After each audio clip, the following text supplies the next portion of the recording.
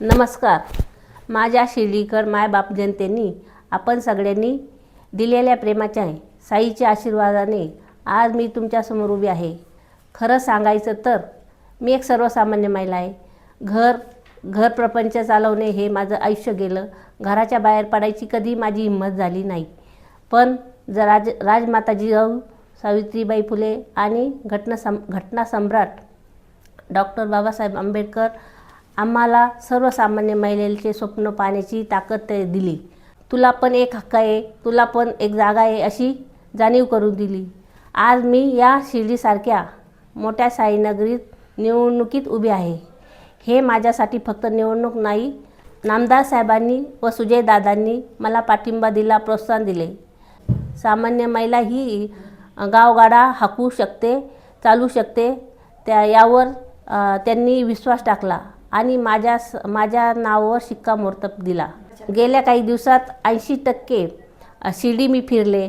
स्कूटीवर, रिक्षात, वाड्या वस्त्यात अनेक ठिकाणी मतदारांना घरात बोलवून ओवाळले, चहा दिला. हा प्रेमाचा पाऊस मी आयुष्यभर कधी विसरणार नाही. शिर्डीची जनता प्रेमळ आहे, भावूक आहे आणि सर्वात महत्त्वाचे म्हणजे नामदार साहेब सुजय दादा यांच्यावर अपार विश्वास आहे. नामदार साहेबांनी खूप कामे करून ठेवली आहे. केंद्रातून राज्यातून निधी आणला आहे. शिर्डीचा चेहरा मोहरा बदलून टाकला आहे. गुन्हेगारी मुक्त केली. सुरक्षित शिर्डी करण्यासाठी दादांनी दररोज 20 सभा घेतल्या आणि लोकांना वाटलं एक सर्वसामान्य स्त्री साहेबांच्या बरोबर चालली आहे. आणि आज लोकांना वाटलं सर्वसामान्यसुद्धा साहेब सर्वांना, सामान्य लोकांनाही प्रेम देतात आणि ते असं कोणाला भेदभाव करत नाही.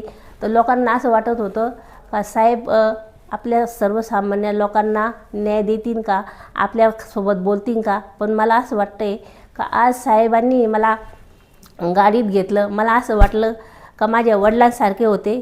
मला खूप आनंद झाला. त्या कशा सुरक्षित राहतील यांचा त्यांना तो ध्यास आहे. त्यामुळे त्यांना असं वाटतं की एक महिला उभी असल्या, एक भगिनी आपली उभी आहे, तर त्यांना वाटतं का आपण सर्व भाऊ त्यांच्या पाठीशी राहून हे कामं करण्याची गरज आहे. मी एक सर्वसामान्य घरातली येते, पण माझ्या सुजयदादा भावानी हे कामासाठी मला संधी दिली. पण मी त्या संधीचं नक्कीच सोनं करेन आणि जनतेला आवाहन करीन की मी आमचे प्रभागातील 11 प्रभागातले उमेदवार आहे.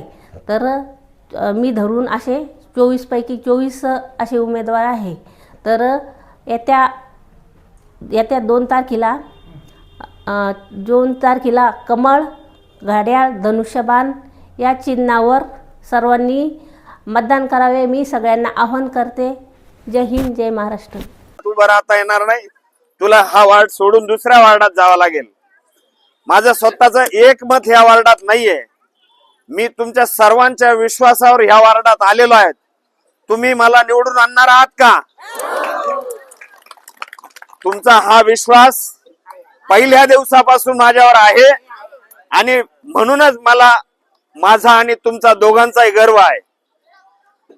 ज्या दिवशी मी प्रचाराला सुरुवात केली आणि मला थोडीशी अडचण जाणवायला लागली का चपलीमुळं थोडासा उशीर होतो, त्या दिवशी मी शपथ घेतली का जोपर्यंत निवडून येणार नाही तोपर्यंत चप्पल घालणार नाही. आणि आता कालचे जेवण मी दिलं त्यावेळेस मी वन्नाथ पाटलाला आणि जगन पाटलाला सांगितलं का सगळ्या गरीबातले घरातले लोक जेवायला आले पाहिजे, छोट्या कुटुंबातले लोक जेवायला आले पाहिजे. श्रीमंत लोक माझ्या रॅलीमध्ये जेवायला नाही आले तरी चालतील, पण गरीब गावातला शेवटच्या घटकाचा माणूस माझ्या अन्नदानाला आला पाहिजे. माझी आई वारली त्यावेळेस मी 9 महिन्याचा होतो आणि खाण्याची किंमत काय असती आई बाप नसलेल्या पोरांना विचारायचं अन्नाची किंमत काय असते. मी आजही माझ्या शेजारच्या माणसाने जर एकदा उष्ट पाडलं तर परत त्याच्या उभ्या आयुष्यात त्याच्या शेजारी जेवायला बसत नाही. उष्ट पाडणाऱ्यांच्या बरोबर मी राहत नाही आणि अन्नासाठी आपण अहोरात्र काम करतो. म्हणून मी जगन्नाथ पाटलाला, माझ्या चुलत भावांना, सगळ्यांना सांगितलं, दीपकरावांना, का गरीबातल्या गरीब घराण्यातल्या लोकांना जेवायला बोलवा. भले ते आपले मतदार नसतील, पण अन्नदान हे श्रेष्ठ दान आहे. आणि मला ह्या निवडणुकीत सामोरं जात असताना मी तुमच्या सगळ्या माऊलीच्या जीवावर उद्याचं मत मागत आहे. तुम्ही मला निवडून आणणार आहात ना? तुम्ही मला उद्याचे 12 तास द्या, सकाळी 7:30 ते संध्याकाळी 5:30, 10 तास होता. मी तुम्हाला 5 वर्ष माझे फुकट देईन, फुकट. एकही दिवस, एकही तास, एकही मिनिट मी माझ्यासाठी जगणार नाही. तुमचे 365 × 5 वर्ष तुमच्यासाठी उद्यापासून जर निवडून आलो तर दिले.